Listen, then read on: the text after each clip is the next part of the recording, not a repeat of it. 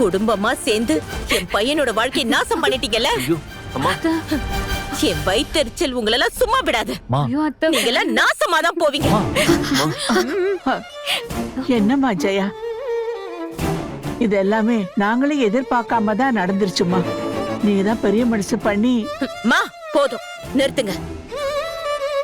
நீங்க குடும்பமா சேர்ந்து பண்ண ஃப்ராட் தனத்துக்கெல்லாம் நாங்க பெரிய மனசு பண்ணணுமா?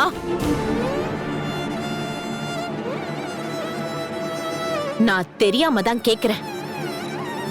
இதோ நிக்கிறாளே உங்க பேத்தி காவேரி. காவேரி என் பையனோட தானே சுத்தனா?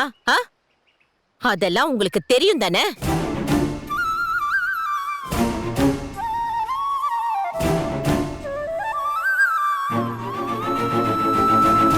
இப்ப வேற ஒரு பணக்காரன் கிடைச்சதும் அவனை புடிச்சிட்டு போயிட்டா.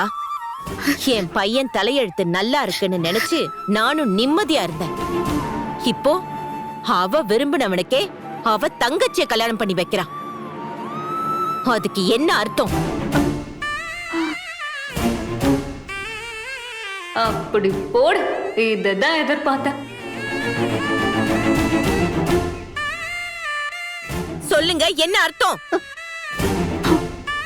விட்ட குறை தொட்ட குறையா இன்னும் அவனை விட முடியலையா அவளுக்கு?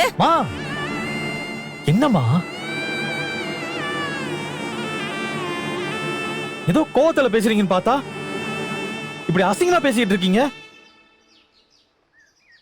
நீங்க காவேரி அசிங்கப்படுத்துறதா நினைச்சு என்னையும் சேர்த்து அசிங்கப்படுத்திட்டு இருக்கீங்க. இங்க பாருங்க, காவேரி நானும் விரும்பணும், அதுக்காக இப்படி இல்லாம பேசுவீங்க? காவேரி நீங்க நினைக்கிற மாதிரி பொண்ணு இல்ல. இங்க நடந்த பிரச்சனைக்கு அவளுக்கு சம்பந்தம் இல்ல. அப்போ உனக்கு பிடிக்காத இந்த கல்யாணத்தை பண்ணி வச்சது இவ இல்லைங்கிறியா? இவ புருஷனே வந்து நானும் என் பொண்டாட்டியும் தான் ஏற்பாடு பண்ணோன்னு சொன்னான். நீ என்னடானா இப்பவும் இவளை விட்டு கொடுக்காம பேசிட்டு இருக்க?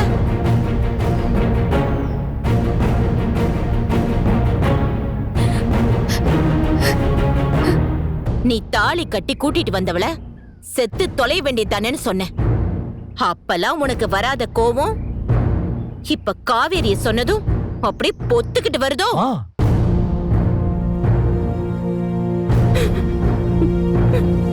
என்ன உறவு, என்ன பந்தோன்னு எனக்கு ஒரு இழவும் புரிய மாட்டேங்குது.